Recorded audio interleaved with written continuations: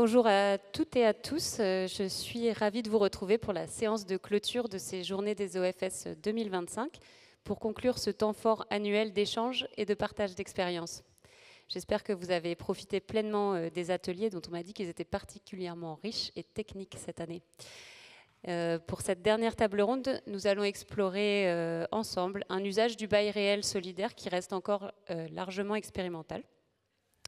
Un usage qui est destiné non pas à produire du logement neuf, mais à requalifier du bâti existant, que ce soit pour créer du logement abordable, pour lutter contre l'habitat indigne ou pour opérer des rénovations énergétiques.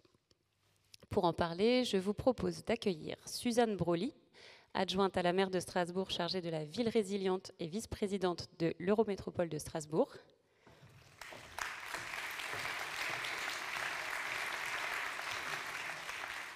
Jacques Baudrier, adjoint à la maire de Paris en charge du logement et de la transition écologique du bâti.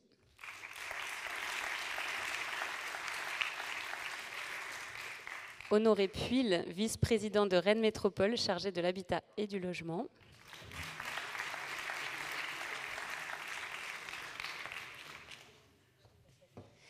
Guillaume Mangin, directeur régional adjoint de la DRIL Île-de-France. Direction régionale et interdépartementale de l'habitat et du logement, pour ceux qui ne seraient pas familiers avec cet acronyme. Hakim Lalou, directeur du développement à la Banque des Territoires.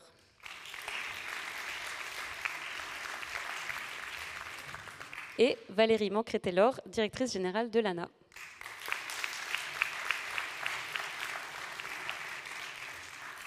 Et voilà une bien belle brochette d'intervenants. Ça fait un beau plateau. Pour commencer, en fait, j'aimerais qu'on essaye de comprendre un petit peu le contexte local des territoires qui sont représentés aujourd'hui. Et du coup, je vous propose d'évoquer assez rapidement, la façon dont vous utilisez le BRS aujourd'hui dans la politique locale que vous menez en termes d'habitat. Et je proposais que ce soit vous, Suzanne Broly, qui commenciez, puisque vous êtes la puissance invitante. Merci beaucoup bonjour à toutes et à tous.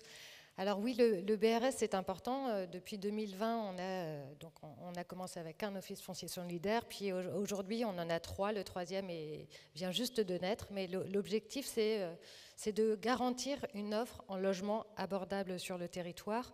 On a besoin de stimuler aussi le parcours résidentiel, puisqu'aujourd'hui on se rend compte que les ménages n'arrivent plus en fait à devenir propriétaires, et le fait de pouvoir développer du logement abordable et de l'accession sociale, c'est garantir aussi de libérer des places en locatif social. Donc ça ne doit pas prendre la place du locatif. On a 30 000 demandeurs de logements sociaux sur le territoire de l'Eurométropole de Strasbourg, 20% des personnes qui vivent sous le seuil de pauvreté à l'échelle de l'Eurométropole, 26% à l'échelle de la ville. Donc plus que jamais, nous avons besoin de logements abordables, et voilà, donc c'est un outil en plus qui nous permet de garantir un toit pour toutes et tous. Je crois que vous avez fait un bilan de votre précédent PLH, et que c'est aussi à l'occasion de ce bilan que vous avez dit que l'OFS et le BRS était un outil potentiellement intéressant. Alors c'est un outil intéressant car il est pérenne, et on s'est rendu compte que le PSLA notamment, il y avait des dérives, et donc nous on a vraiment besoin d'avoir la garantie que ça reste abordable. Et je pense que les débats qu'on a eus notamment hier matin et qui nous mettaient en garde par rapport au logement intermédiaire, oui, c'est un fait. On a besoin de garantir que ce soit les ménages les modestes qui puissent y accéder. Et donc, je reste vigilante par rapport au fait qu'on élève les plafonds de ressources, puisque du coup, ça ne répondra pas à des ménages qui en ont besoin et qui n'ont pas d'autres possibilités. Merci. Et je pense aussi que vous disiez que c'était pour certaines communes de l'Eurométropole un moyen de les motiver, entre guillemets, à faire du logement social? Oui, alors notamment le fait que ça soit comptabilisé dans la loi SRU, c'est vrai que c'est un argument de choc pour réussir à convaincre les communes de la deuxième couronne. Donc c'est une offre qu'on développe bien sûr à Strasbourg. C'est intéressant dans les quartiers prioritaires aussi en renouvellement urbain, puisque ça permet de garantir en fait à des personnes qui n'ont pas forcément le souhait de partir de leur quartier, mais de devenir propriétaires et de rester dans leur quartier. Et ça permet aussi aux communes qui sont réticentes avec le logement social finalement de travailler sur de l'accession sociale, donc dans la continuité de ce qu'on peut proposer. Mais c'est vrai qu'il y a un engouement plus fort au niveau de ces communes, notamment au niveau de la deuxième couronne sur le territoire de l'Eurométropole. Et du coup, aujourd'hui, il y a combien de logements BRS à Strasbourg? On a 59 logements qui ont déjà été livrés. Il y en a 80 qui sont prévus pour 2025. Merci beaucoup. Et une centaine pour la suite. Donc, oui, une centaine par an, c'est ça? Voilà. Et on fait en sorte, en tout cas, de se donner les moyens d'augmenter cette offre sur le territoire, mais jamais aux dépens de l'offre en locatif social. Et ça, je le rappelle parce que c'est important. C'est le premier besoin, ça reste du locatif social et du PLAI. Merci beaucoup, Suzanne Broly. Jacques Baudrier, à Paris, quelle place occupe le BRS dans la politique locale de l'habitat?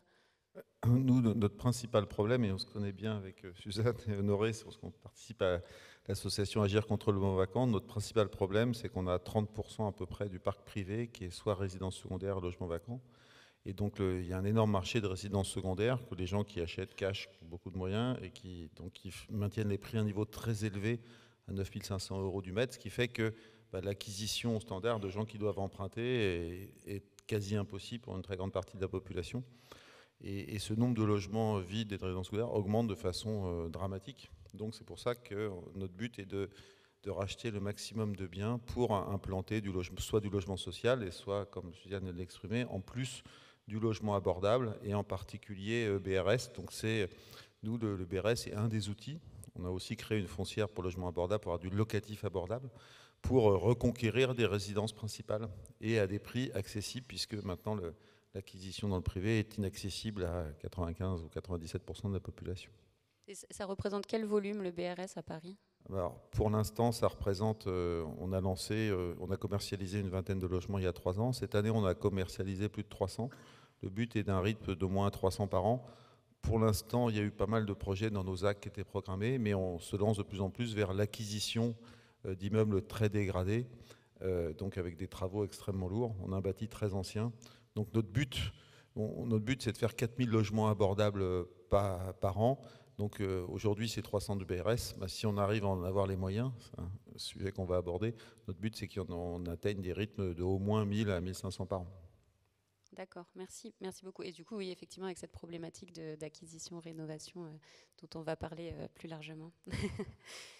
Honoré Puil, même question du coup, comment est-ce que vous mobilisez le BRS dans la métropole de Rennes?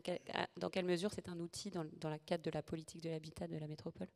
Alors le contexte d'une métropole en fait qui depuis 2018 maintenant a décidé de faire du bail réel solidaire, à le fer de lance de sa politique du logement.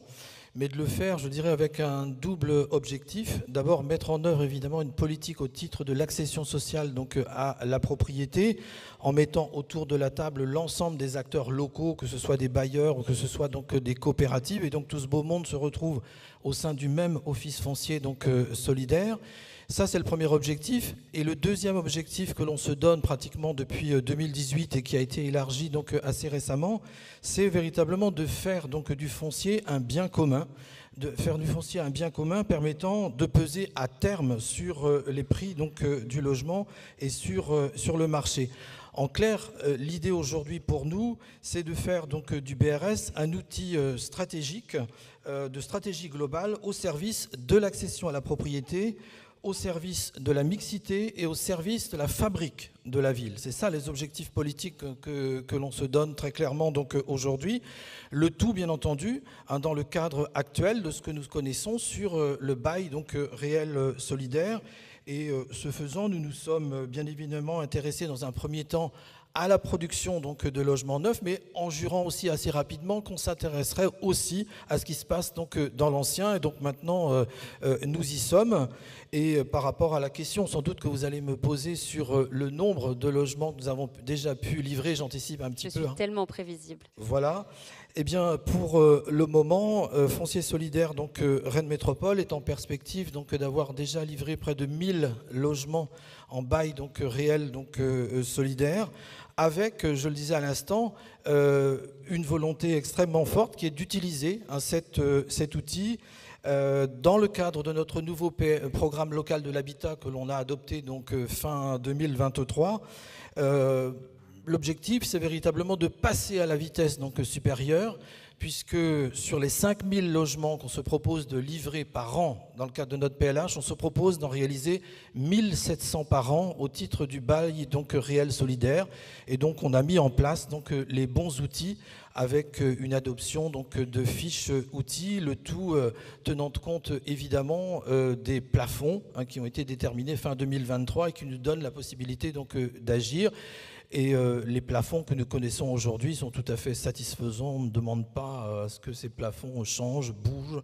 Je crois qu'il y a suffisamment de quoi faire dans le cadre actuel. Merci beaucoup. On voit que vous avez une ambition forte sur ce sujet. On sait qu'un des sujets avec le BRS, c'est sa rentabilité, parce que ça coûte assez cher, ou ça peut coûter très cher selon le type d'opération. Donc on a ici des financeurs. Donc je me tourne vers vous maintenant. Hakim Lalou, est-ce que vous pouvez nous rappeler un peu le type d'offre que la Caisse des dépôts propose en matière de dissociation et puis nous parler de la dynamique peut-être à l'œuvre en ce moment? Absolument. Déjà, merci beaucoup pour l'invitation. Alors, je vais enfoncer probablement beaucoup de portes ouvertes. Les financements de la Banque des Territoires, vous les connaissez, mais je parlerai tout à l'heure probablement plus des évolutions. On est le premier financeur du logement social. On est le premier financeur du logement abordable, intermédiaire, et par essence, on est à vos côtés pour vous accompagner dans le cadre du développement qui est extrêmement soutenu des montages en dissociation et en BRS. Alors dans ce cadre-là, le financement principal en matière de prêt, c'est l'offre qu'on appelle l'offre Gaïa. Elle a deux jambes. La première dimension, c'est une opération, c'est une dimension, je dirais, de court terme. Le Gaïa court terme, ça permet de saisir les occasions, les opportunités d'acquisition de foncier et de les porter avec une caractéristique qui répond aux contraintes des opérateurs qui sont parmi nous aujourd'hui, à savoir que compte tenu du fait que pendant cette première phase, il n'y a pas de rentrée, il y a la possibilité de rembourser in fine, et cela sur une durée de 5 ans. Donc ça, c'est le Gaïa court terme. Maintenant, le cœur du réacteur, c'est bien évidemment le Gaïa long terme, et donc là, on est bien évidemment totalement en dehors des classiques de marché, puisqu'on peut aller jusqu'à 80 ans, et c'est ce qui permet, et c'est l'objectif essentiel, d'avoir in fine des remboursements annuels, mensuels, qui soient relativement contraints ou limités dans le temps, pour permettre l'accessibilité. Et donc qu'on soit dans le Gaïa court terme ou le Gaïa long terme, on est sur une tarification qui est extrêmement concessive. Et c'est extrêmement important d'avoir en tête que, premier élément, cette tarification, elle n'est pas fonction du risque. On n'est pas un banquier classique, on est un banquier d'intérêt général. Et comme pour le financement du logement social, la tarification n'a rien à voir avec le risque. Cette tarification n'a rien à voir avec la durée de financement. Et donc, à la fin, on est sur taux du livret A plus 60 points de base, 0,6%, ce qui aujourd'hui représente 2,4% de TLA plus 0,6, 3%. Et à partir du 1er août, il y aura une évolution du TLA. Je suis comme vous, j'attends avec impatience de connaître les nouvelles conditionnalités, en tout cas d'un point de vue purement calculatoire, et à partir des annonces de vendredi dernier de l'INSEE, on peut tabler très très probablement sur un 1,7, 1,8% application formule du TLA. Et puis, bien évidemment, la décision ultime revient au ministre de l'économie et des finances. Et comme vous, on l'attendra avec impatience, puisque c'est un driver de notre activité. Donc, des financements qui sont ultra concessifs. Si on dit 1,7%, alors spot plus 0,6, ça fait 2,3% pour des prêts à 80 ans. C'est assez exceptionnel. Donc voilà, des prêts de très long terme. Peut-être, comme on abordera tout à l'heure le sujet du bâti existant, vous dire qu'en complémentarité, donc là je fais un pas de côté, toujours pour parler de portage foncier en dehors de la dimension dissociation qui peut être une composante supplémentaire, mais on a une action extrêmement importante également auprès des collectivités avec ce qu'on appelle le Gaïa territorial, c'est dans la même famille, et autour de 3 dimensions, tout ce qui est préservation biodiversité, c'est pas le sujet, donc je ne développe pas, mais on voit l'idée. Deuxième élément, la résorption des friches industrielles pour attirer des entreprises sur des friches, je dirais, déshéritées. Et troisième élément, et c'est pour ça que j'en parle, la redynamisation urbaine. Et donc là, c'est typiquement un dispositif financier pour accompagner les projets d'acquisition sur des entrées de ville qui sont déshéritées, ou encore, il y en a souvent, du foncier ferroviaire qui est en cœur d'agglomération et qui peut être redynamisé à partir de ces financements. Donc voilà d'un point de vue prêt. Et puis, simplement pour éclairage à la fin de ce propos peut-être un petit peu long, vous dire qu'il y a des crédits d'ingénierie pour accompagner des analyses de territoire et en opportunité. Et puis le deuxième élément, le fait qu'on ait eu un ou deux cas pour lesquels il y a eu la souscription de titres participatifs dans des OFS. Et donc ça, c'est une autre voie d'accompagnement de l'essor très substantiel que l'on constate dans le secteur. Merci beaucoup. Valérie Mancret-Taylor, avec vous, on va rentrer sur le sujet qui va nous préoccuper plus précisément, à savoir l'existant, puisque l'ANA n'intervient que dans ce cadre.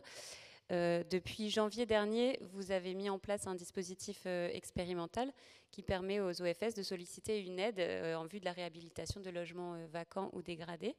Est-ce que vous pouvez nous rappeler rapidement comment fonctionne ce dispositif et puis nous dire dans quelle mesure les OFS s'en saisissent ?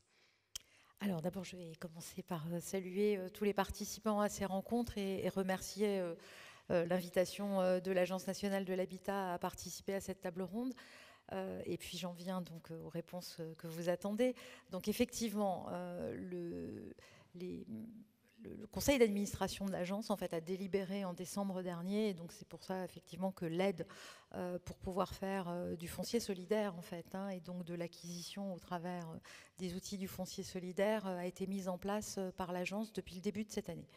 Alors de quoi s'agit-il ? Il s'agit de pouvoir financer en fait un OFS à date. Je sais qu'il y a beaucoup de questions, donc j'anticipe. Donc financer un office foncier solidaire pour pouvoir faire une opération qui permette au fond de dissocier la partie foncière de la partie immobilière, ce qui n'est pas possible, enfin ce qui n'était pas possible jusqu'à janvier dernier dans le régime des aides de l'agence. L'objectif, c'est bien évidemment de traiter des immeubles entiers, mais on peut regarder des opérations peut-être un peu plus complexes, mais j'ai un peu tendance à penser qu'il faut commencer par regarder sur des propriétés entières, complètes, pour commencer, parce que c'est ça qui est important. On a un régime d'aide qui, je ne vais pas rentrer dans le détail, mais s'il y a des questions, j'y répondrai. Et ce qui est important, c'est ce que vous avez mentionné, à savoir, c'est un régime expérimental. Alors, qu'est-ce que ça veut dire, un régime expérimental ? Ça veut dire qu'on n'a pas ouvert le régime largement sur l'ensemble de la France, mais qu'en fait, il est fait pour les collectivités territoriales qui mènent dans leur politique locale de l'habitat des opérations donc de foncier solidaire et qui souhaitent, sur le bâti existant, en propriété privée, et pour produire, évidemment, toujours du logement privé, en fait, des financements de l'Agence nationale de l'habitat pour leur permettre, en fait, de financer ce type d'opération qui, soyons clairs, est assez complexe et par ailleurs assez onéreuse. Et donc l'objectif, au fond, derrière le dispositif de l'ANA, ce dispositif nouveau, c'est qu'on rejoint pleinement et entièrement nos objectifs génériques, en fait, de l'agence, à savoir traiter l'habitat existant, faire en sorte qu'il se rénove et qu'il réponde à des enjeux d'abord de sobriété foncière, c'est-à-dire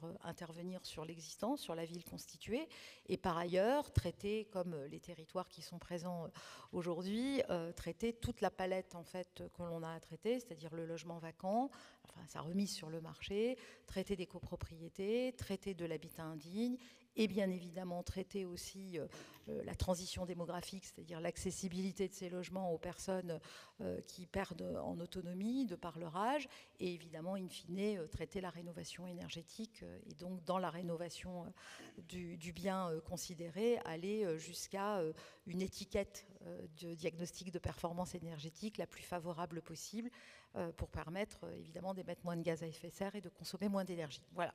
Donc on est vraiment sur la palette complète, mais avec un dispositif très spécifique pour permettre de dissocier la propriété donc foncière de la propriété immobilière, et donc pour créer du logement, notamment dans les marchés tendus, qui soit accessible aux ménages les plus vulnérables. Et à ce stade, est-ce que vous avez eu beaucoup de demandes d'OFS pour ces financements ? Alors, on n'a pas, à date, on n'a pas de demande. On n'a pas de demande. On a des repérages d'opérations avec des cas particuliers et je sens bien poindre la question, avec avec visiblement des écueils qui ne nous permettent pas d'aller jusqu'au bout.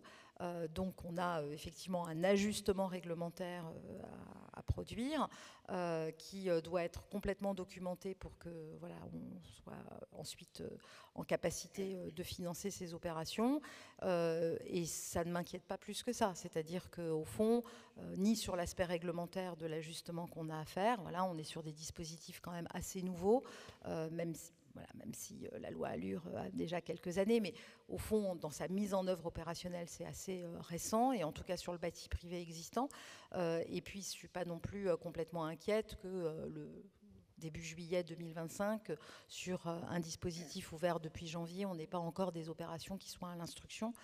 En général, sur ce type d'opération, il faut bien 1 an à 18 mois avant qu'elle n'afflue dans les services instructeurs.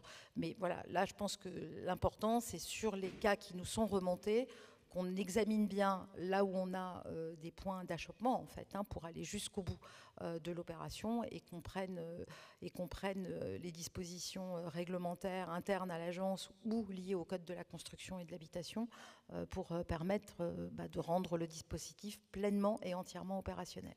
Oui, parce que vous l'avez compris, on va entendre les témoignages des différents territoires et qui vont effectivement faire remonter un certain nombre de difficultés ou d'écueils par rapport à cette délibération, mais on va y venir juste après. Je crois que Hakim Lalou, vous vouliez réagir.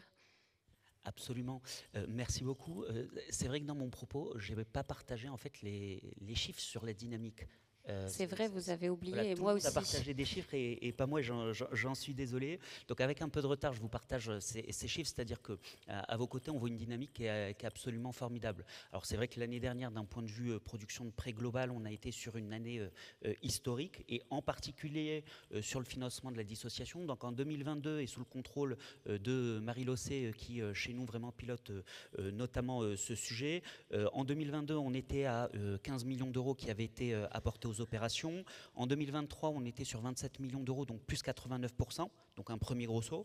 En 2024, on a été à 55 millions d'euros, plus 99%, un deuxième quasi-doublement.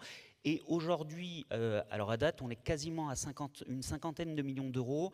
On prévoit entre 100 et 120 millions d'euros. Et donc, grâce à votre action dans les territoires, vous serez probablement à nouveau sur un quasi-doublement en 2025. Donc la dynamique, elle est là, elle est crantée, vous la portez dans les territoires. Et là où, dans le cadre de notre action au service de ce qui est mis en œuvre dans les territoires, on est relativement satisfait, relativement heureux, c'est premier élément de voir notre poids dans le financement, dans le plan de financement plutôt des opérations que l'on accompagne. On est aujourd'hui à 66% et donc on constate bien, une augmentation progressive de notre propre poids dans les plans de financement compte tenu des contraintes que vous évoquez et qui alimentent bien, cette table ronde. Mais au-delà de cette dynamique sur les projets qu'on accompagne, et je crois que c'est dans la brochure qui est partagée, on est également heureux de constater que sur les opérations qui sont d'ores et déjà sorties de terre, on a accompagné à peu près environ 50% des logements sortis de terre en dissociation, et que sur tous les projets qui sont en cours de sortie de terre, on est déjà à 72 ou 75%.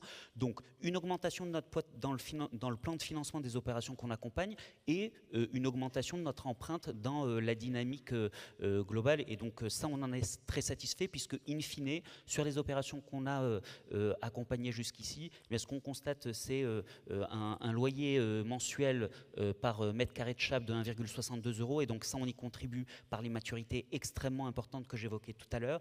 Et deuxième élément, et c'est également un déterminant qui est fondamental dans ce modèle, c'est que la décote par rapport au prix de marché sur les opérations qu'on a accompagnées, en moyenne, c'est 39%. Et donc ça également, grâce aux maturités exceptionnelles proposées, on y contribue à notre place.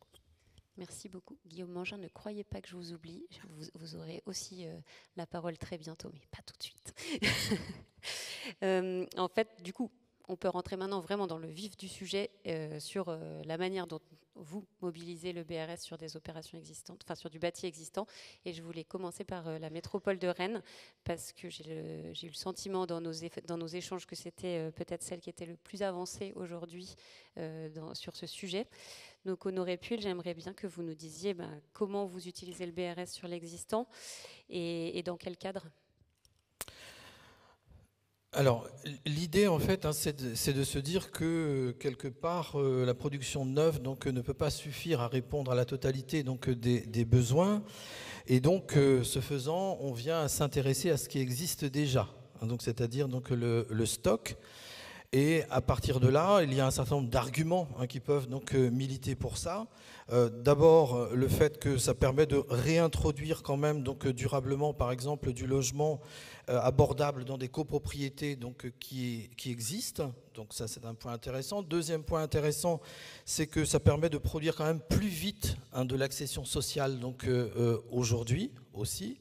Troisième intérêt que l'on y voit, c'est d'introduire dans des copropriétés l'OFS comme outil d'accompagnement de mutation de ces copropriétés. On sait qu'aujourd'hui, on a des difficultés avec un certain nombre d'entre elles, donc ça peut être intéressant de regarder un petit peu ce qui s'y passe. Et puis, vous voulez dire des copropriétés en voie de dégradation, c'est ça ? Oui, par exemple. Et puis, ça permet aussi de rendre les aides publiques, par exemple celles qui sont versées au titre de l'ANA, beaucoup plus efficientes sur le long terme. Par exemple, s'agissant d'immeubles patrimoniaux qui sont situés dans le centre-ville de Rennes, puisque nous parlons de Rennes. Le tout, il doit se faire en cohérence avec les objectifs de notre programme local de l'habitat.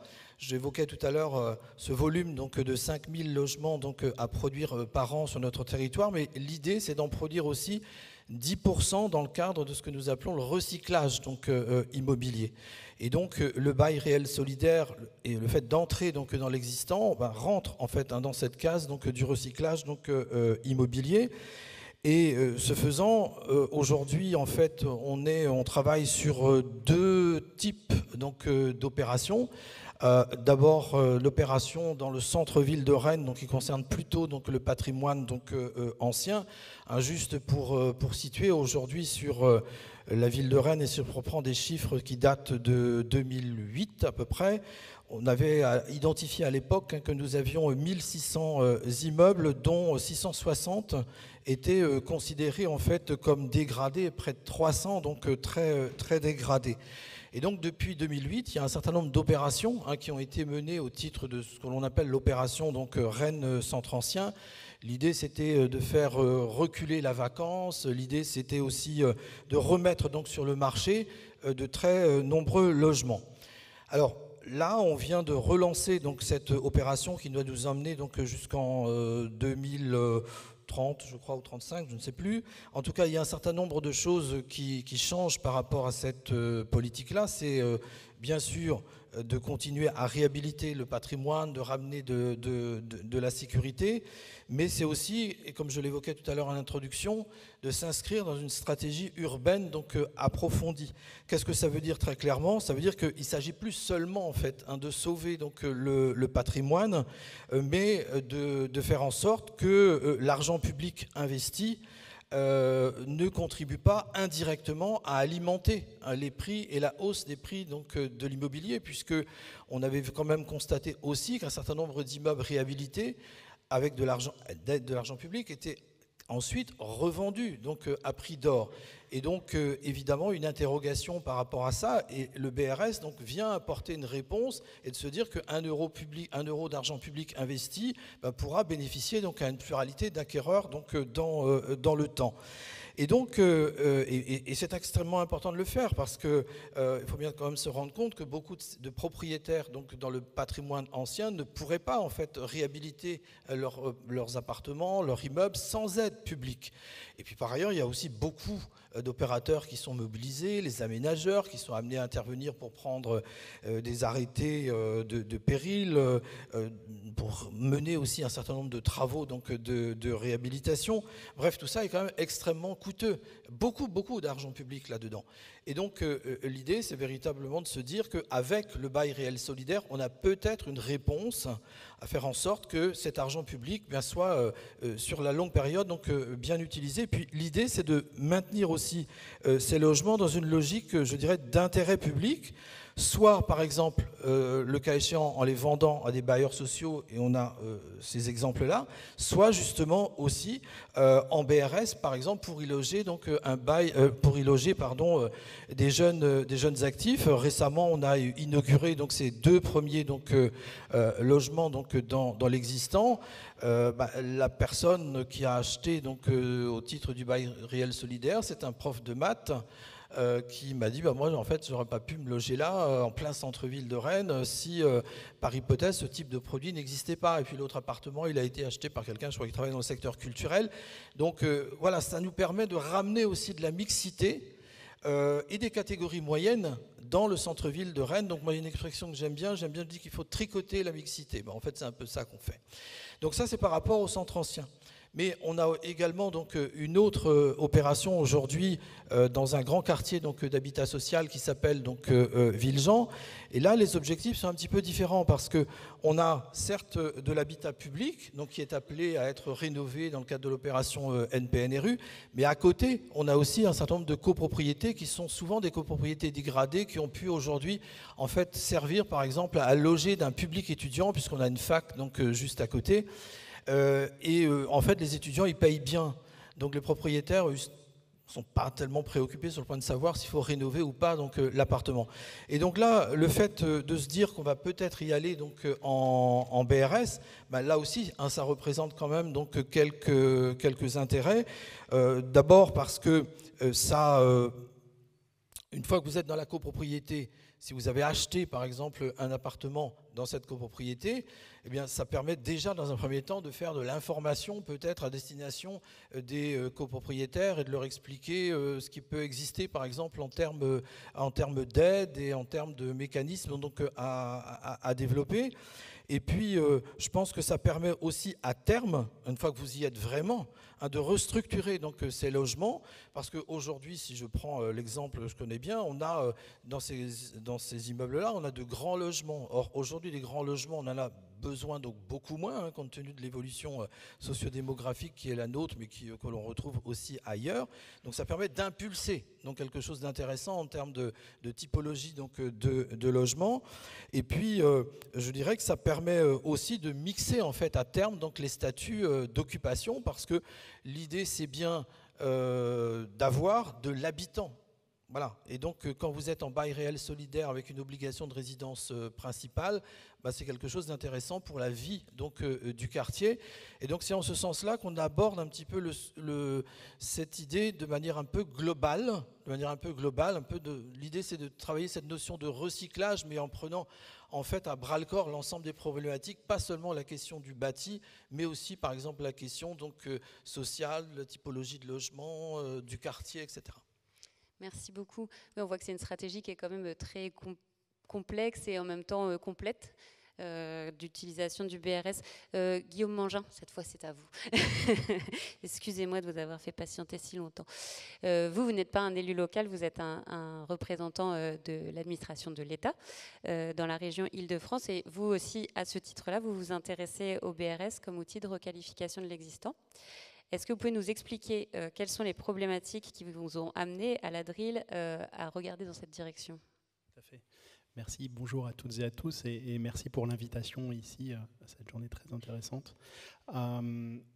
J'ai écouté tout ce qui a été dit et notamment mon voisin de Rennes pour finalement me dire, ça revient à changer de perspective. On ne parle pas du BRS, mais on parle de l'habitat existant.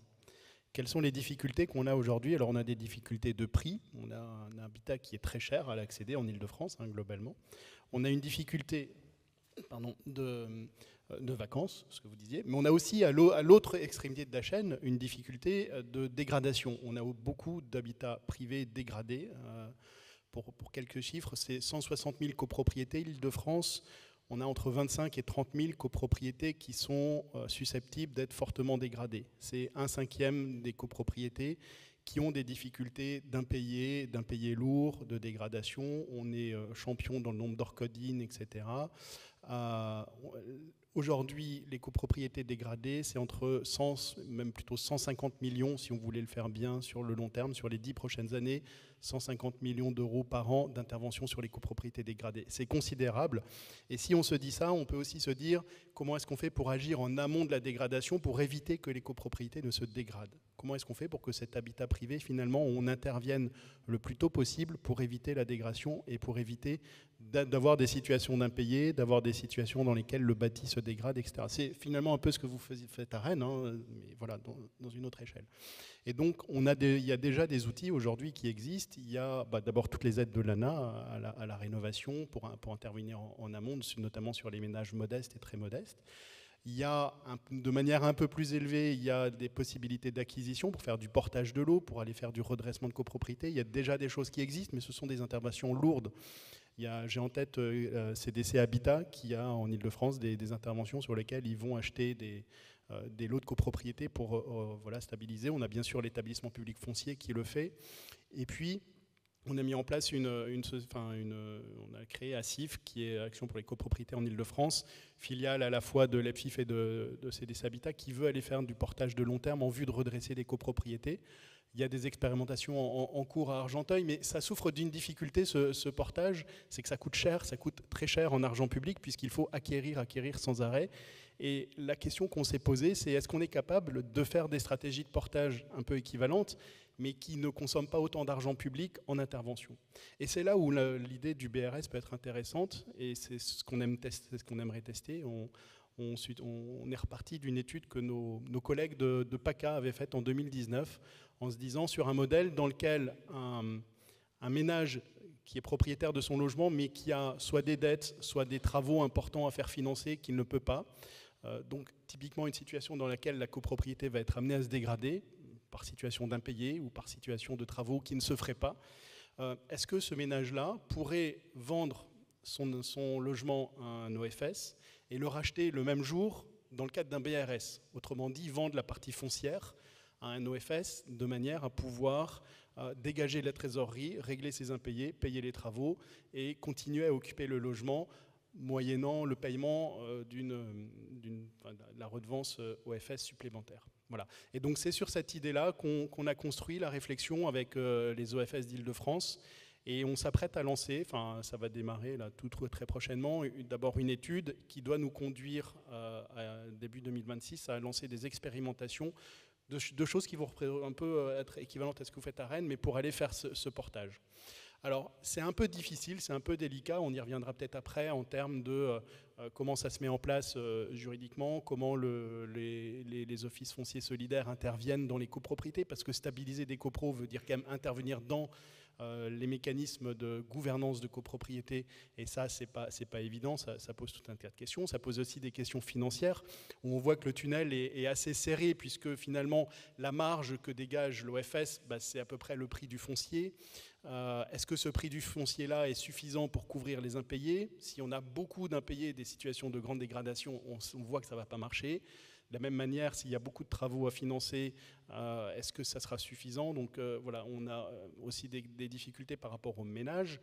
Si les ménages n'arrivent pas à payer leurs charges locatives aujourd'hui, qu'est-ce qui garantiront qu'ils les payeront demain, plus la redevance d'OFS? Donc voilà, on sait d'avance que ce n'est pas quelque chose qui est généralisable, mais il doit y avoir des cas où ça fonctionne, et c'est ces cas-là qu'on a envie d'aller chercher, tester.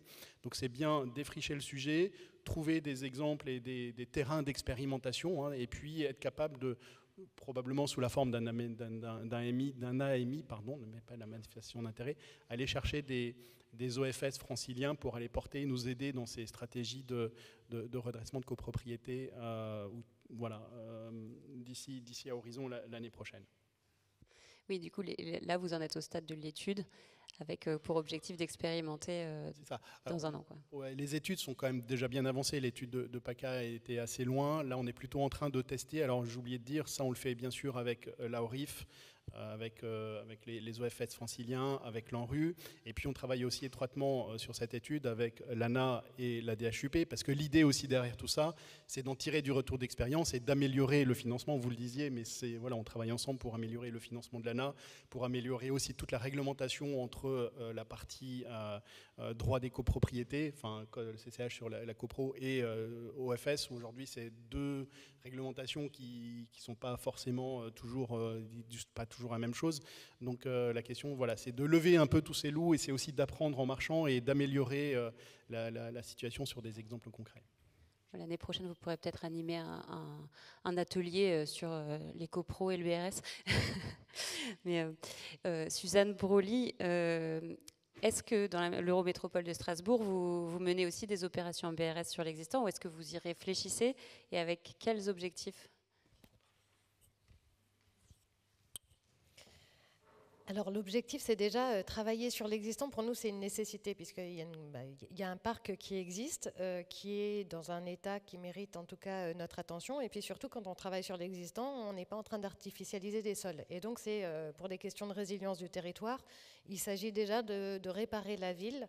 Et donc, la ville et l'Eurométropole de Strasbourg ont déjà fait du tri dans le patrimoine, en identifiant les immeubles qui peuvent être cédés aux bailleurs sociaux, mais c'est aussi les immeubles et les logements et les maisons individuelles, et ça c'est important, qui peuvent répondre aussi à ces questions d'accession sociale.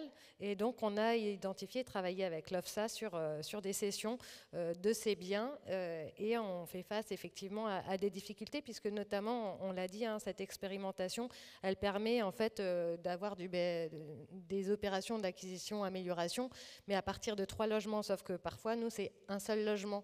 Et pour autant, c'est des maisons patrimoniales qui sont par exemple dans la ceinture verte de Strasbourg, et qui permettraient en fait de garder des personnes qui ont des faibles revenus sur le territoire. Donc on a vraiment besoin de trouver en fait les bons outils et d'améliorer finalement les dispositifs pour faire en sorte de couvrir l'ensemble des besoins.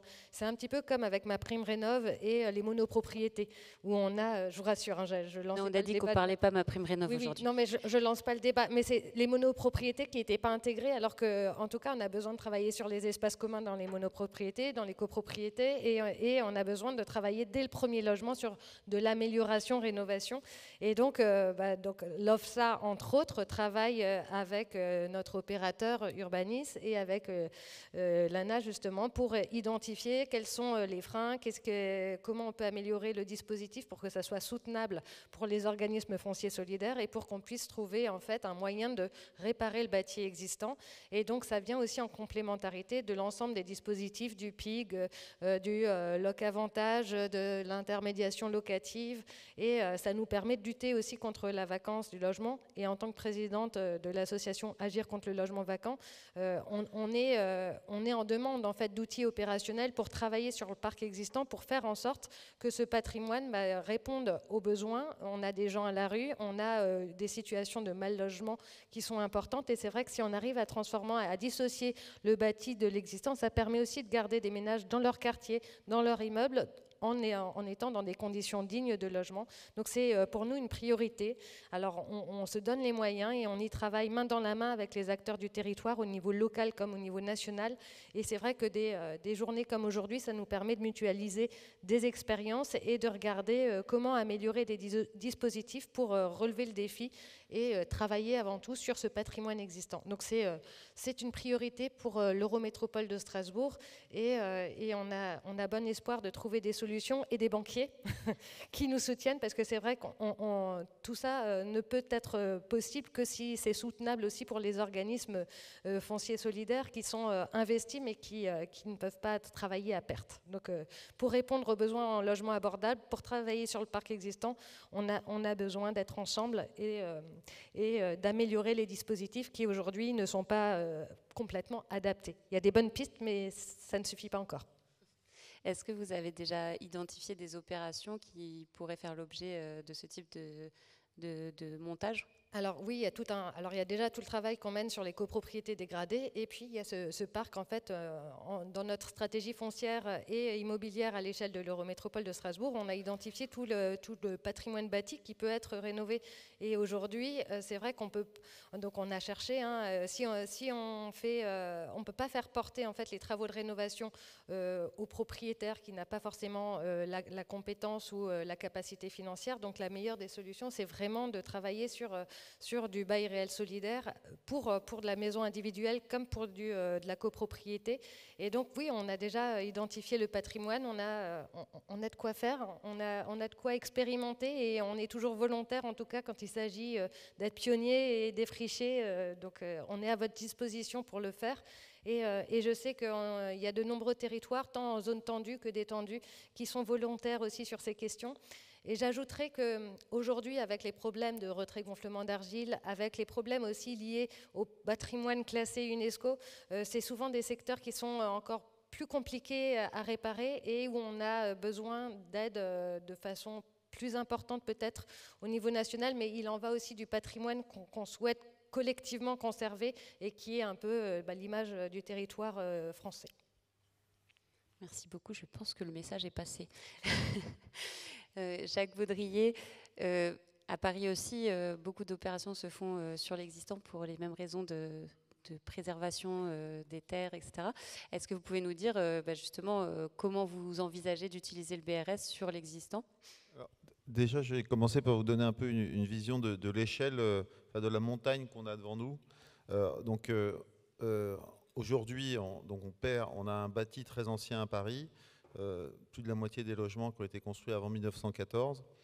Dans le parc privé, ça fait près de 600 000 logements, dont je dirais une moitié de qualité haussmannienne, l'autre moitié des immeubles à pans de bois qui sont de très mauvaise qualité, massivement en DPE-EFG, donc qui sont en train de se vider à grande vitesse. Donc voilà, autant sur le bâti récent des copropriétés après-guerre ou entre-deux-guerres, là, elles se rénovent, enfin elles vont se rénover, il faudra qu'il y ait les moyens, mais avec l'aide de l'ANA, MaPrimeRénov' copropriété, on a une dynamique très forte de rénovation de ce bâti. Il y a vraiment une dissociation complète en fonction de la date de construction. Donc ça, en gros, si les crédits de l'ANA suivent, et on l'espère, on se bat tous pour ça ici autour de sur cette tribune, on arrivera comme ça. Mais par contre, le bâti ancien et surtout le bâti en pan de bois, qui n'est pas du bâti très dégradé aujourd'hui, parce que le bâti très dégradé à Paris, il a été rénové entre 2001 et 2010, mais c'est du bâti, je dirais, qui ne se rénovera pas par l'action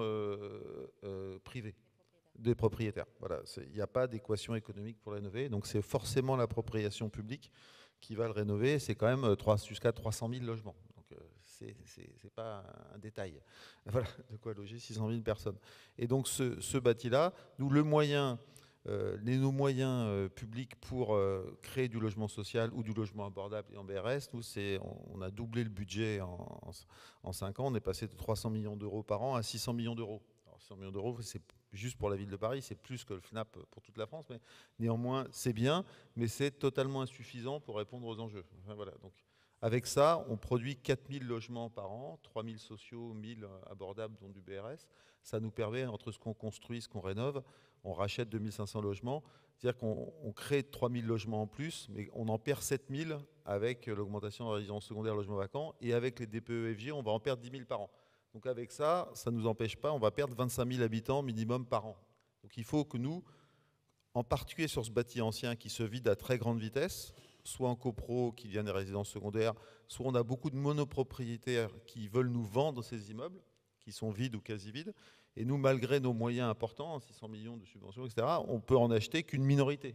On a des centaines d'immeubles qu'on nous propose, il n'y a que nous qui achetons, voilà, nos acheteurs, mais on n'a pas assez d'argent pour tous acheter de très loin. Donc c'est pour ça que nous, le BRS, c'est un outil en plus extrêmement apprécié des populations, des maires d'arrondissement. Autant le logement social, ils ne sont pas tous d'accord. Hein. Pour avoir du logement social à Paris, c'est différent dans le 16e ou dans le 20e où je suis élu. La perception est un peu... Il y a des nuances assez importantes. Mais alors, par contre, le BRS, ils sont tous d'accord. Hein. Donc tout le monde est d'accord. Et les habitants sont extrêmement mobilisés. Donc, en gros, le BRS, c'est un outil extrêmement consensuel, extrêmement demandé, et notre but, c'est de justement le flécher à terme en priorité sur la rénovation de ce bâti existant. Mais le sujet, c'est que c'est extrêmement cher. Les deux derniers exemples qu'on a, on est à une transformation d'un immeuble à plus de 5 000 € le mètre carré de coûts travaux.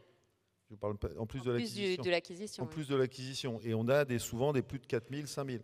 Donc c'est pour ça que le fait que l'aide de l'ANA qui puisse nous aider sur ces bâtiments très dégradés, enfin de pans de bois très anciens, absolument indispensable, c'est pour ça qu'il faudrait que les règles évoluent, en particulier pour que nous, notre opérateur n'est pas maître d'ouvrage, que ce soit les bailleurs sociaux qui sont maîtres d'ouvrage, qui puissent bénéficier de l'aide.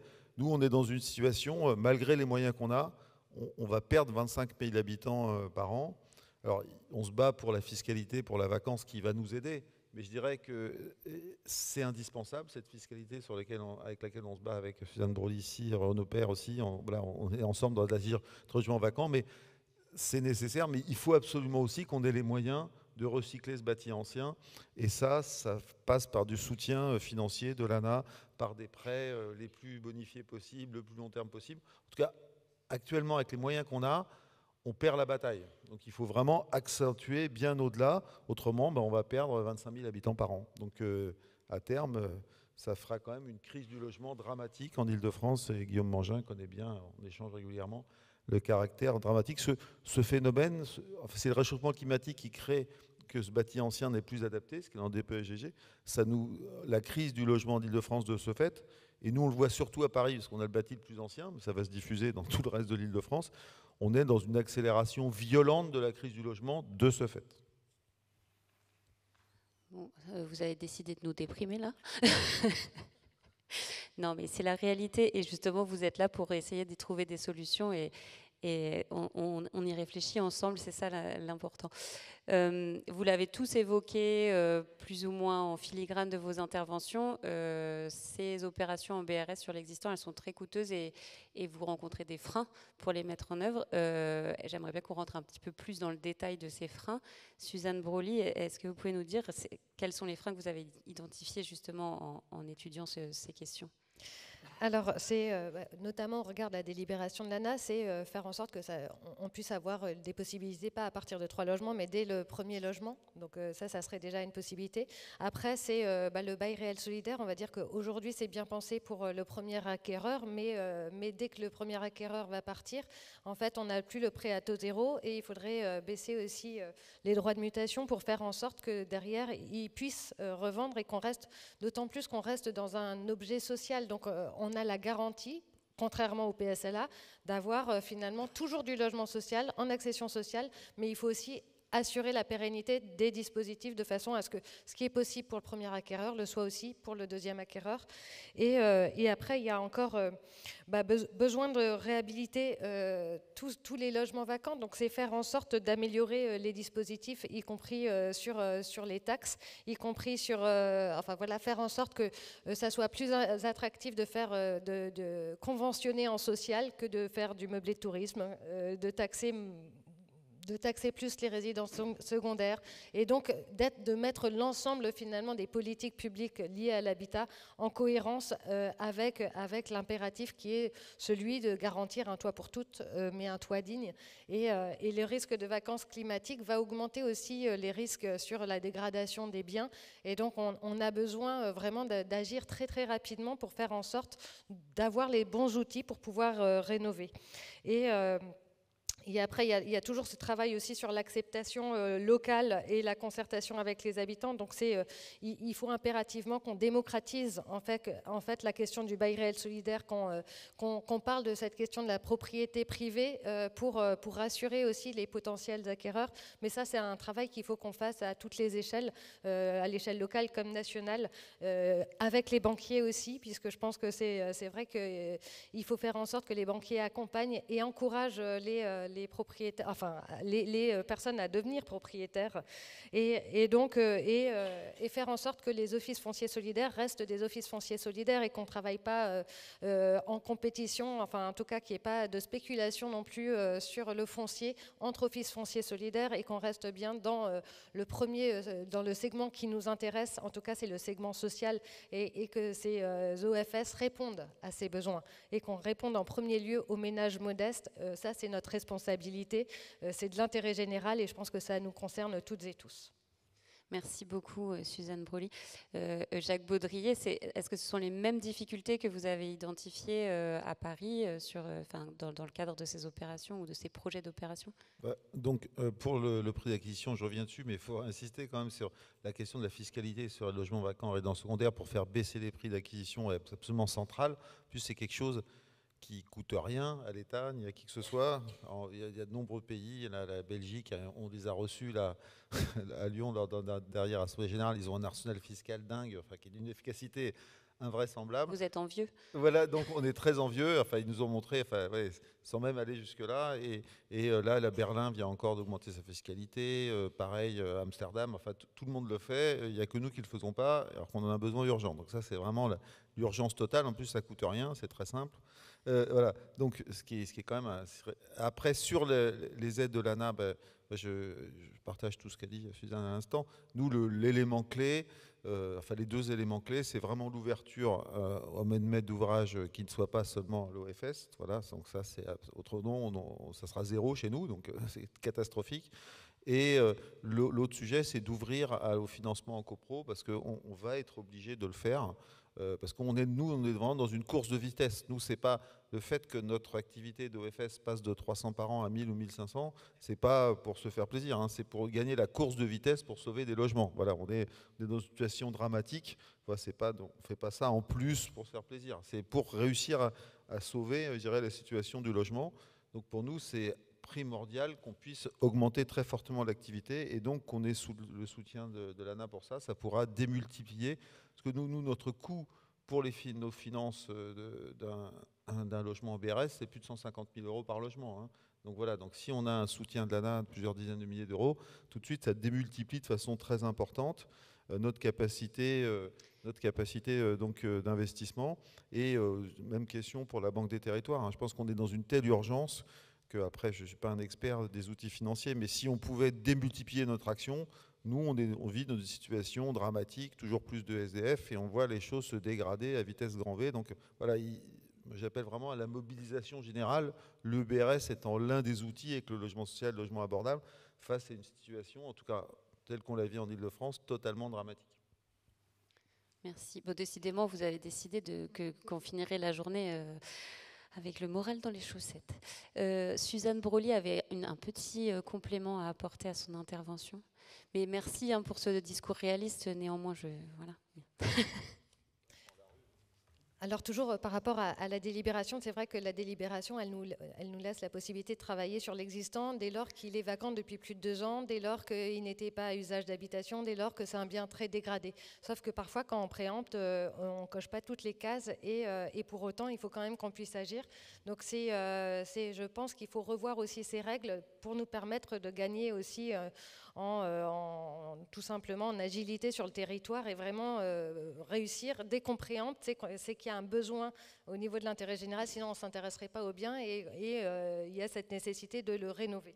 Et par ailleurs, il y a ce flou au niveau des compétences. Et si on pouvait faire en sorte que ce soit les offices fonciers solidaires qui portent les travaux pour du BRS, ça simplifierait grandement en fait nos démarches, puisque on aurait la garantie d'avoir des rénovations qui soient qualitatives. Et par ailleurs, ça faciliterait aussi la réalisation des travaux, parce que parfois les propriétaires n'en ont pas la capacité, soit financièrement, soit mentalement. En tout cas, c'est rénovons, c'est bien, confions aux OFS ce travail, ils en ont les compétences, mais par contre, il faut faire en sorte qu'ils aient droit aussi à ces aides pour réaliser ces travaux. Merci. Honoré Puil, je le disais tout à l'heure, vous avez déjà mené un certain nombre d'opérations, donc vous avez aussi ce recul peut-être que les autres n'ont pas encore. Quels sont les enseignements que vous tirez des premières opérations en BRS sur l'existant que vous avez réalisé ? En fait, je vais rejoindre un petit peu ce qui a été dit précédemment. Hein, les problématiques rencontrées sur Paris ou sur Strasbourg ne sont pas fondamentalement différentes. Peut-être en mentionner un de façon complémentaire. J'évoquais tout à l'heure une intervention sur un grand quartier d'habitat social, à la présence de copropriété.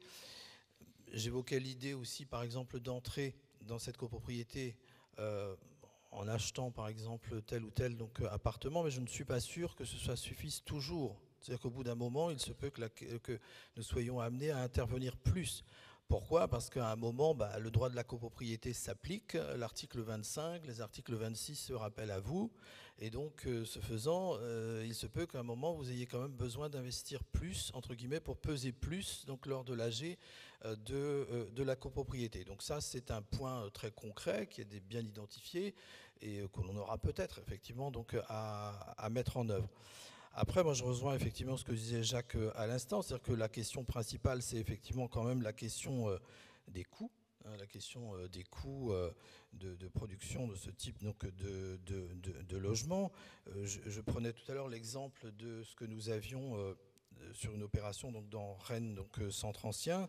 Eh bien, pour être très concret, nous avions 2 logements. Le prix de revient global, c'était 8 000 € donc, par mètre carré.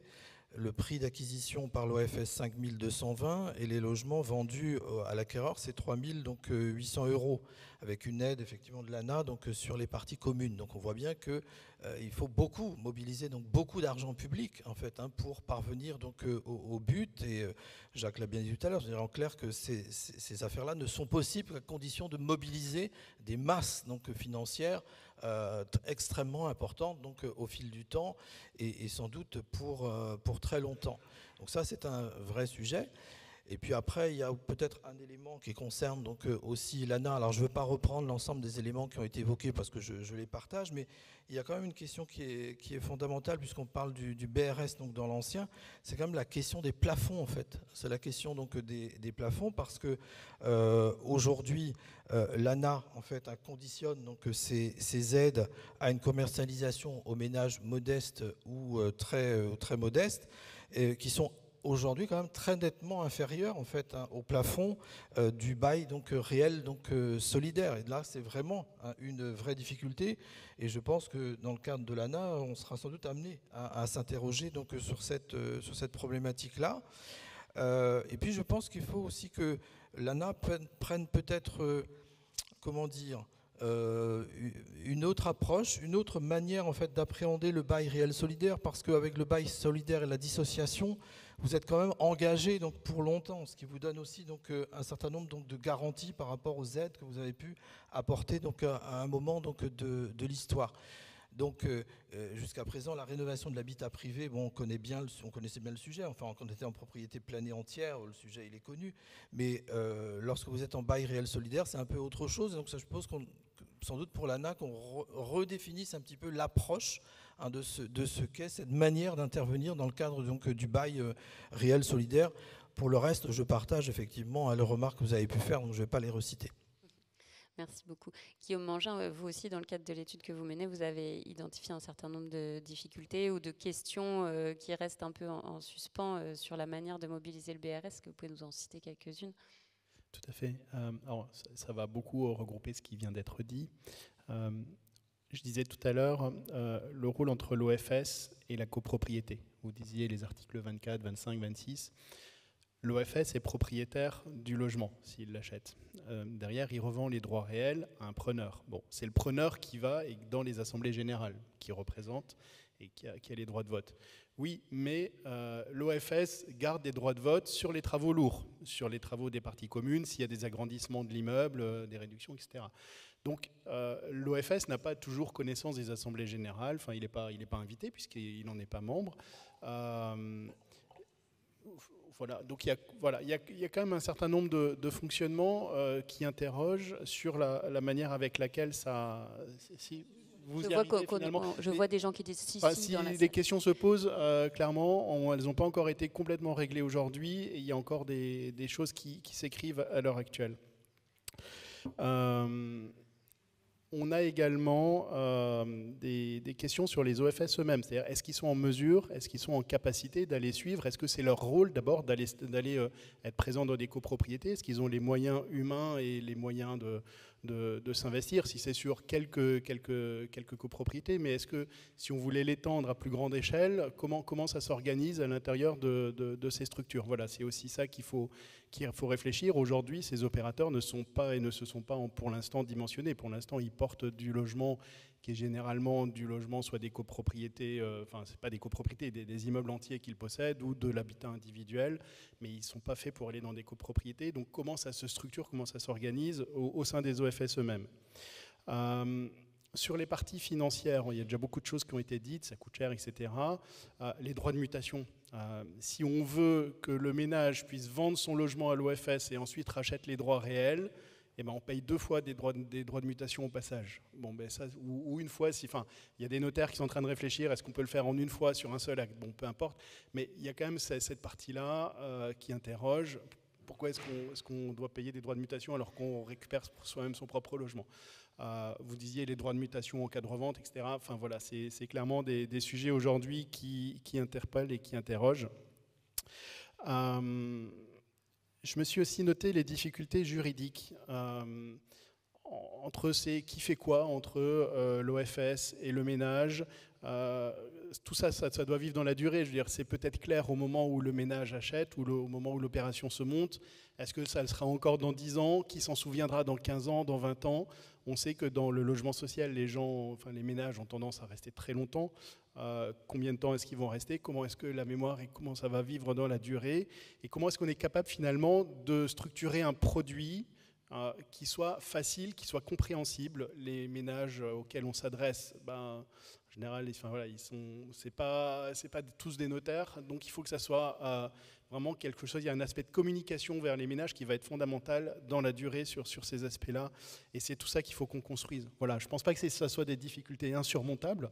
Au-delà des questions de financement, ça coûte de l'argent, mais cherchons des manières de faire pour que ça coûte peut-être le moins d'argent possible à la puissance publique, peut-être plutôt du BRS plutôt que du portage plein et entier sur des longues périodes, d'accord. Mais voilà, il faut qu'on construise, il faut qu'on regarde, il faut qu'on prenne des cas concrets et qu'on voit où tout ça nous amène.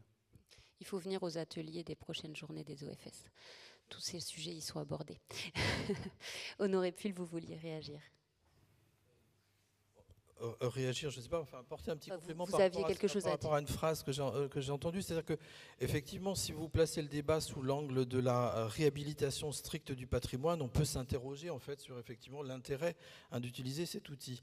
Mais dès l'instant où vous posez la question sous l'angle de la politique de l'habitat et du peuplement et des gens que vous souhaitez loger donc sur votre territoire, l'intervention au titre du bail réel solidaire est pleinement en fait justifiée.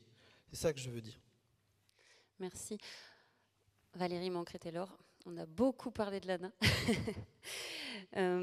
Du coup, je suis obligée quand même de vous faire réagir. Qu'est-ce que vous répondez aux critiques ou en tout cas aux difficultés qui ont été pointées, aux questions, suggestions Alors, oui, on a beaucoup parlé de l'Agence nationale de l'habitat et au fond, ce qui apparaît comme étant très clair, c'est que le financement dont on parle et le dispositif dont on parle depuis le début de cette table ronde, c'est un des dispositifs complémentaires qui permet de mettre à niveau. Enfin, je trouve que les propos des 3 élus qu'on a dans cette table ronde est très clair. C'est un des outils parmi plein d'autres pour traiter un certain type d'habitat qu'on doit mettre à niveau pour répondre aux enjeux de notre société d'aujourd'hui. Et de ce point de vue-là, il n'y a pas de sujet, il y a un outil à l'ANA, je vais y revenir. Ensuite, ce qui est très clair aussi dans ce que vous dites, c'est qu'on agit sur des patrimoines différents, et donc et c'est pour ça qu'on a une palette d'outils. Donc, et le BRS, en fait, au fond, est un outil très utile pour certains cas et pas du tout pour d'autres. Et donc là aussi, voilà, il faut des financements. Je vais le dire autrement. Il faut des financements et il faut arriver à bien équilibrer tous les financements, en tout cas de l'opérateur que je représente, pour pouvoir après bien affecter, j'ai envie de dire, ces financements à l'ensemble de la politique de l'habitat. Et puis, évidemment, il faut tenir compte des ressources des ménages. Et j'aime bien, je trouve vraiment intéressant la piste qui a été présentée par Guillaume Mangin sur l'usage de cet outil, finalement, pas uniquement pour mettre à niveau un patrimoine et répondre à des enjeux d'habitat, mais aussi pour répondre aux enjeux de certains habitants dans certains types de patrimoine par rapport à leur endettement. Une fois que j'ai dit ça, vous avez posé plein de questions et je redis ce que je disais tout à l'heure. La délibération, elle date de décembre dernier, sur un dispositif qui est nouveau pour l'agence, mais dont on a pleinement conscience. Je ne pense pas que le conseil d'administration délibère sans prendre pleinement conscience des dispositifs qu'il ouvre. Et on a l'habitude de savoir aussi traiter des patrimoines et leurs habitants, surtout, et donc les propriétaires, dans le temps long, puisqu'on fait du conventionnement avec les propriétaires bailleurs. Donc voilà, on sait gérer aussi cette profondeur de champ. Et maintenant, j'en viens aux questions. Au fond, il n'y en a aucune qui est vraiment difficile. Et je maintiens ce que j'ai dit tout à l'heure, il faut qu'on travaille. Voilà. Donc, il y a une délibération qui est passée. On a visé, et le point le plus difficile, en fait, entre guillemets, c'est qu'on a visé comme maîtrise d'ouvrage, donc comme financeur potentiel, les offices fonciers solidaires. Et vous nous dites tous, et vous nous avez écrit d'ailleurs sur ce sujet, vous nous dites tous, il nous faut en fait les opérateurs de BRS. Bon. Je pense que c'est dépassable. Simplement, je rappelle qu'il y a à la fois de la réglementation de l'ANA, c'est-à-dire notre règlement général, mais surtout, on a du Code de la construction et de l'habitation. Enfin, voilà, c'est pas que de la réglementation de l'ANA. Donc, on a un sujet à traiter avec l'État, très clairement. Mais en tant qu'opérateur de l'État, je pense que c'est pas compliqué et je pense que c'est dépassable. Mais c'est le point qui est le plus compliqué. Le deuxième point, je les ai notés dans ce sens-là, le deuxième point, effectivement, le minimum aujourd'hui, c'est 3 logements, et j'entends très très bien l'argumentaire sur des maisons individuelles ou sur des toutes petites copros. Je pense que ça aussi, c'est dépassable, et en fait, ça, c'est plus facile parce que c'est du texte assez simple. Et puis après, il y a des choses que j'ai entendues qui me semblent que j'ai envie de nuancer. Vous avez dit il faut à la fois que ce soit de l'habitat dégradé, du logement vacant. Non, c'est soit l'un, soit l'autre. C'est pas cumulatif. C'est pour répondre à l'ensemble des enjeux. Ou alors on a une lecture, on pourra regarder. Mais je pense qu'il n'y a pas de difficulté par rapport à ça, en tout cas. Et puis, vous avez évoqué également le fait que ce dispositif ne serait destiné qu'aux ménages modestes et très modestes. En fait, non.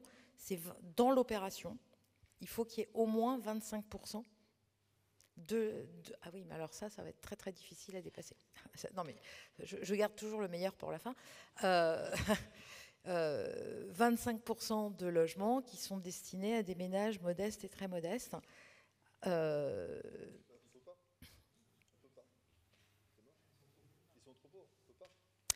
Il va falloir qu'on regarde comment est-ce qu'on arrive à financer avec d'autres financeurs. Mais vous le savez, les plafonds, je vais le dire autrement, les plafonds de ressources des ménages qui veulent bénéficier des aides de l'agence, c'est une réglementation nationale qui distingue l'Île-de-France des autres régions, tout simplement parce que le coût de la vie est plus élevé, pour faire simple. On ne va pas remettre en cause cette réglementation-là parce qu'elle est extrêmement importante et qu'elle s'applique de façon nationale. Et ensuite, deuxième élément très important, c'est que dans l'ADN de l'agence, les ménages modestes et très modestes, c'est-à-dire les 4 premiers déciles de la population, sont nos cibles premières. Sont nos cibles premières, en fait, pour accéder en fait, à nos dispositifs.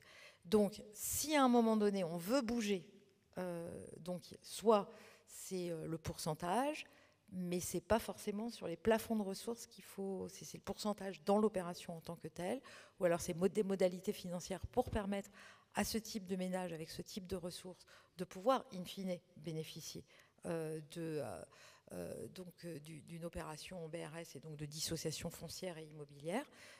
Mais en tout cas, j'ai pas la réponse immédiate, mais j'ai bien compris la question. Alors, moi, je me permets de rebondir. Clairement, c'est Honoré qui a à juste titre dit ça. Nous, clairement, à Paris, malgré des financements publics, 150 000 € par logement, nous, il y a 0% des acquéreurs qui sont modestes et très modestes. C'est des déciles de 5 à 7, voilà, ou 5 à 6, voilà, c'est cela. Mais il y en a 0 dans les 4 premiers. Donc, même si c'est 5% de modestes et très modestes, ça veut dire qu'on aura 0 financement de BRS. Donc ça, c'est une clé totale pour nous. Donc, clairement, et dans tous les... On voit bien que c'est un outil à Strasbourg, Rennes ou Paris pour la rénovation du centre ancien, où nous, malgré des financements ultra importants des collectivités, on arrive à vendre à 5 000 € le mètre carré, 3 800 à Rennes. À ce prix-là, vous n'avez pas les ménages modestes et très modestes. Vous avez des classes moyennes petites, classes moyennes supérieures. Donc c'est ça la cible du BRS dans nos centres anciens. Et ça peut pas être, à moins qu'on mette, mais si on doit mettre 300 000 € par logement pour les vendre à 2 500 €, on ne va pas y arriver. Hein. Donc voilà l'équation.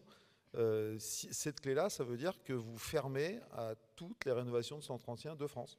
Donc là, c'est compliqué. En tout cas, à Paris, où on a 300 000 logements. Donc, donc ça serait bête qu'on débouche sur un ensemble vide en termes de solutions de cette table ronde, quoi. Non, mais moi, je pense qu'il faut effectivement... Alors, pardon, juste pour rappeler que Foncier Solidaire France a envoyé cette semaine une motion à l'ANA justement pour réfléchir ensemble à revisiter cette délibération. Donc, je suis sûre que vous trouverez des pistes de solutions. Moi, je pense, enfin, la question qui est posée, en fait, c'est de savoir si on est capable, au siècle où nous sommes, au moment où nous sommes, de rajouter une case, en fait, dans la politique d'intervention de l'ANA, au titre donc du bail réel solidaire, parce qu'effectivement, je rejoins ce que dit Jacques à l'instant, je veux dire en clair que si on en reste aux ménages qui sont les cibles habituelles donc de l'ANA, ça ne marchera pas, ou alors très très peu à la marge, quoi.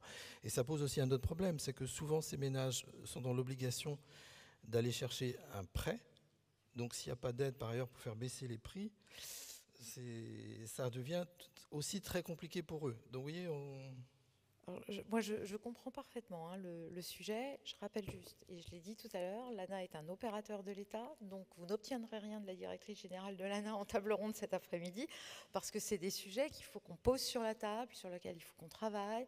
J'entends le terme case, je me demande ce qu'il y a dans cette case, il faut qu'on le travaille, il faut que le poser... Monsieur Duil, vous êtes membre du conseil d'administration. Il faut le poser au sein du conseil d'administration de l'agence pour qu'on fasse évoluer les éléments d'ici la fin de l'année. Enfin, en tout cas, je pense que ça serait possible. Mais il faut qu'on le travaille donc, avec les OFS pour pouvoir avancer et avoir des solutions. Et on ne les aura pas cet après-midi. Et de toute façon, ce n'est pas la directrice générale qui prend ce type de décision. Surtout qu'en ce moment, les agences de l'État sont quand même dans le viseur aussi. On n'a pas vraiment l'intention de vous laisser une marge de manœuvre accrue, d'après ce que, en tout cas, certains souhaitent. De toute façon, les marges de manœuvre d'un directeur général d'un établissement public administratif, c'est vraiment limité aux discussions et à la négociation avec l'ensemble des tutelles. Et c'est ça d'ailleurs qui fait toute la richesse de ce type de métier. Merci. Suzanne Brolly, oui, vous vouliez réagir. Juste par rapport, je me suis peut-être mal exprimée précédemment, mais en fait le dispositif il permet en fait d'intervenir, de réhabiliter des biens quand ils sont vacants depuis plus de 2 ans, ou alors ils sont très dégradés ou très dégradés, ou qui ne servaient pas en fait qui n'étaient pas à usage d'habitation. Et sauf que nous, quand on fait des DIA, en tout cas quand on préempte, parfois on ne coche pas une de ces cases. Voilà, je voulais juste préciser. Si c'est ça les cases, on devrait trouver. Encore une histoire de cases. Merci. Hakim Lalou, peut-être très vite pour pouvoir laisser un petit peu de temps aux questions. Est-ce que du côté de la Banque des Territoires, il y a des réflexions aussi justement pour accompagner les collectivités et les OFS dans leurs projets sur l'existant ? Eh bien, écoutez, donc on évoquait le BRS accession tout à l'heure, donc on met de côté ce sujet. Pour ce qui concerne l'habitat existant, pour le coup, peut-être un premier élément de réponse assez transversal, c'est de dire que par rapport à nos doctrines, à nos éléments réglementaires, etc., il n'y a rien qui fondamentalement est bloquant pour venir accompagner des dispositifs spécifiques, ad hoc, sur ce champ, dès lors que dans l'esprit on est notamment orienté sur ce qui fait le cœur de notre intervention en matière de préconcessif et de très long terme, à savoir soutenir l'accession sociale à la propriété pour l'essentiel, et puis garantir quelques éléments de doctrine et d'équilibre financier, bien évidemment, notamment en matière de soutenabilité pour l'OFS ou de loyer. une fois qu'on a dépassé ce volet très transversal et donc plutôt ouvert sur les principes, peut-être avec un angle d'attaque thématique, et je ferai assez court, il y a énormément de choses qui ont été évoquées. Premier élément sur le parc HLM. Sur le parc HLM, il y a eu des débats extrêmement intéressants, notamment ce matin autour du BRS locatif.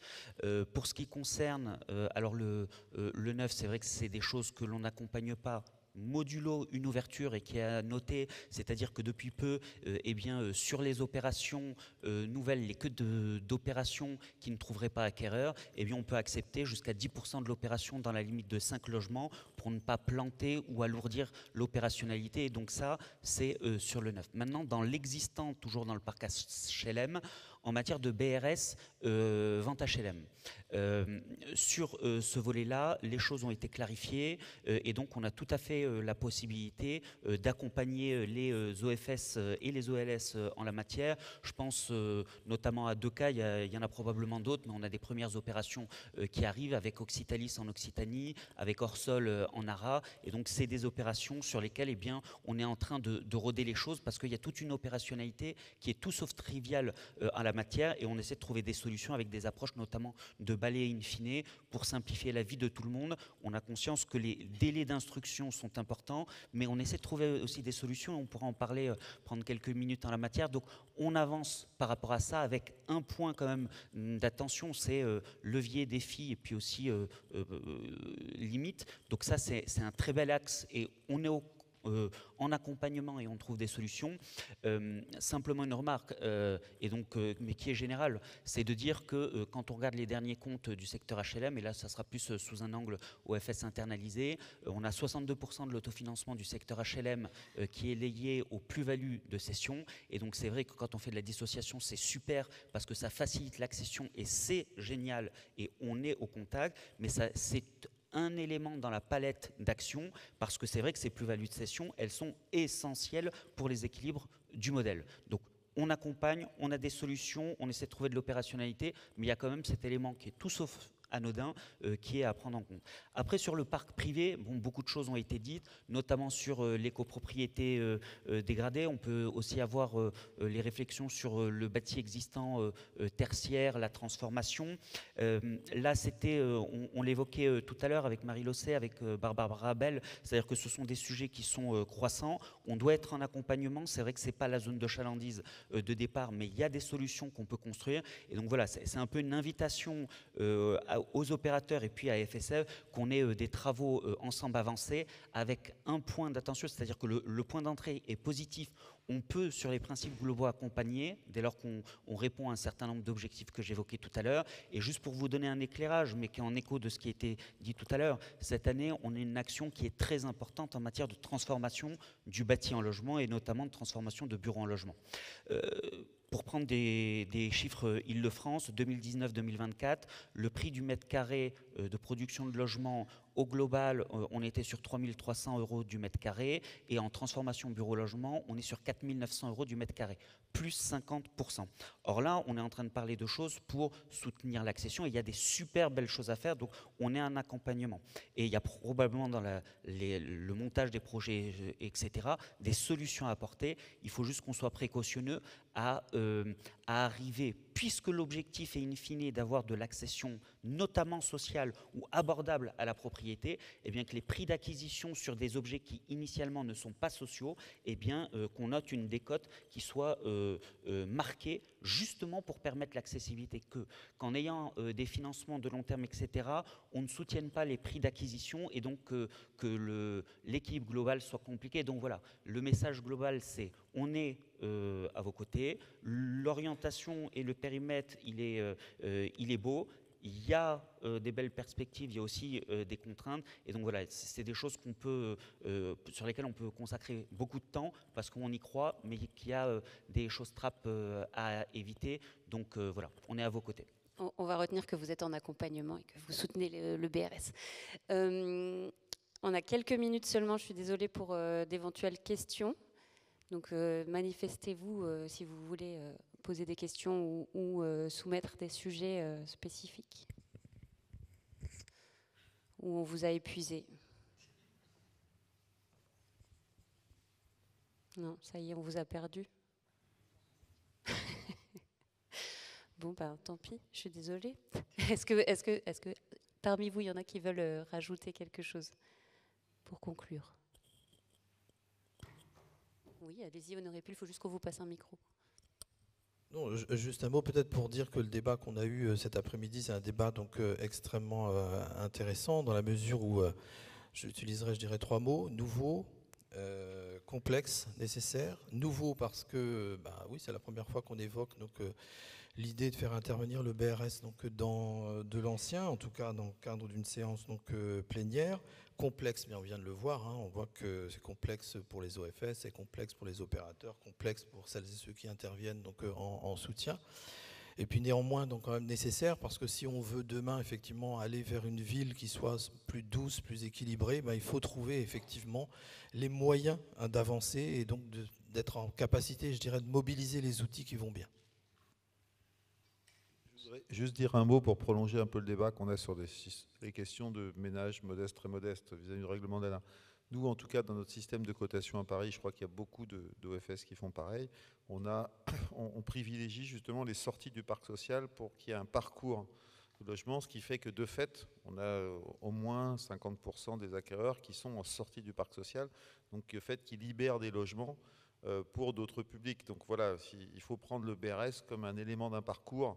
Et c'est, je pense, dans ce sens, on pourrait y avoir des clauses, enfin je sais pas, de liens justement, est-ce que dans les systèmes de cotation, il y a un certain nombre d'engagements qui pourrait, à ce que ça participe à loger in fine des ménages modestes et très modestes. Mais en tout cas, voilà, je pense que c'est comme ça qu'on peut raccrocher le BRS à la palette de logements, des outils. Il y a des arguments à donner à la tutelle. Et rappeler que les collectivités et les associations de collectivités sont à votre disposition pour travailler ces sujets, et on ne manque pas d'idées, et je crois qu'il y aura une motion qui sera déposée, en tout cas pour voilà, suggérer quelques modifications qui vont nous permettre d'être plus agiles sur les territoires, parce qu'on en a besoin, parce qu'on a besoin de rénover le parc existant, parce qu'on a besoin de lutter contre le logement vacant, et on ne peut pas le faire sans vous. Donc merci par avance. Je crois que le message est très clair. Si vous pouvez faire repasser le micro, et Hakim Lalou et Valérie Mancret-Taylor veulent reprendre la parole. Pardon de reprendre la parole, mais juste vous dire qu'on est convaincus par tout ce que vous venez de dire tous les trois, et qu'on va revenir forcément vers les collectivités dès la rentrée d'automne pour lancer un groupe de travail et effectivement trouver les voies de passage. Merci. Hakim Lalou, vous vouliez dire un dernier mot aussi? Absolument. Déjà remercier la salle parce qu'il n'y a eu aucune question sur les délais de traitement dans les demandes de prêt. Donc voilà. Vous voyez, c'est pas si mal finalement. Donc ça montre qu'on est partenaires et qu'on est ensemble dans l'effort. Donc un grand merci. Et c'est voilà. Et c'est peut-être l'occasion de prendre 2 minutes si vous nous les accordez. C'était une question, hein, c'était. C'est pas sûr. Alors une minute. Une minute. Mais c'était simplement pour vous dire, au congrès ESH 2024, on avait annoncé la saison 2 des OFS. Costa Castrinidis avait annoncé un certain nombre de dispositions dans le cadre de vos journées en décembre dernier. Et donc c'est simplement pour vous annoncer qu'il y a 2 semaines et demie, la saison 2 des OFS a été mise en production côté Banque des Territoires. Ça a pris un petit peu de temps, mais c'est désormais en production. Et donc très concrètement, ça emporte un ensemble de dimensions qui, on l'espère, vont venir fluidifier les choses, probablement à partir de la rentrée, puisqu'on vient de lancer les choses avec, alors ça a été mis en production ce premier élément avant, mais c'est typiquement la possibilité de financer les opérations sur l'ensemble des territoires, quel que soit le zonage de tension A bis, AB1, B2, C, en fonction des taux de précommercialisation. On a un ensemble de fluidification et de simplification avec typiquement le taux de préco qui n'est plus demandé qu'au moment du versement, la possibilité de faire du préfinancement, du différé d'amortissement, la possibilité de financer des opérations où vous avez acquis le foncier jusqu'à 3 ans en amont, le fait de ne plus demander un certain nombre de justificatifs, les autorisations d'urbanisme, on ne les demande plus, les PM. Vous n'étiez pas là hier, hein. Etc., vous n'avez pas vu comment je coupe. Eh bien écoutez, et donc sur cette base-là, je pense que ça a été très bien dit Ah oui, saison 2 sur Netflix, parfait. Et donc on espère qu'à partir de la rentrée, notamment d'ici à la fin de l'année, ça va permettre de résorber une partie des dossiers qui ont été en attente dans un contexte global d'explosion des volumes, pas qu'en dissociation. Et donc on est heureux de vous accompagner. Merci encore une fois de ne pas avoir posé de questions à la matière. Je suis sans pitié. Guillaume Mangin, le dernier mot pour vous également. Merci. Peut-être pour dire que le BRS, finalement, c'est un dispositif qui est encore très récent. Et vous savez, dans les services de l'État, on compte, vous nous indiquez, en tout cas, il y a des enquêtes sur les livraisons, les commercialisations, etc. Et pendant quelques années, on les comptait, on ne voyait pas beaucoup de mise en service, on voyait quelques commercialisations, on se disait, ouais, est-ce que ça va marcher, est-ce que ça ne va pas marcher? Alors, vous nous promettiez des chiffres, et toujours, on est à 7 000, 10 000 à l'échelle d'Île-de-France, livraison, mais enfin, on ne voyait pas. Et encore, quand il y a quelques mois, je faisais le bilan de l'année 2023, et on fait toujours les bilans avec quelques mois, beaucoup de mois de retard, mais parce qu'on aime bien avoir des chiffres fiables. On était à 128 BRS livrés sur l'ensemble de l'Île-de-France depuis la création du dispositif. Alors 128 livrés, c'est vraiment pas beaucoup. Avant de venir, j'ai demandé les chiffres 2024. Je crois, ils ne sont pas encore définitifs, mais on va vraiment exploser ces 128. Donc ça me permet de dire qu'on va... c'est vraiment, ça y est, le dispositif est parti, il est lancé. Les opérateurs s'en sont emparés, 24 opérateurs OFS à l'échelle de l'Île-de-France, c'est considérable, ça dépasse les espérances qu'on pouvait avoir au départ, donc ça y est, le sujet fonctionne, et tu parlais de saison 2 tout à l'heure, je crois que ça y est, on rentre dans une saison 2 aujourd'hui des OFS, maintenant on sait faire du BRS sur du neuf, comment est-ce qu'on va être capable d'aller utiliser cet outil pour aller au service de la politique de l'habitat, au service de la politique des habitants et des peuplements, pour répondre aux problèmes qui sont ceux du logement de nos villes. Voilà. Merci beaucoup, ce sera le mot de la fin. Merci à tous pour vos témoignages et retours d'expérience.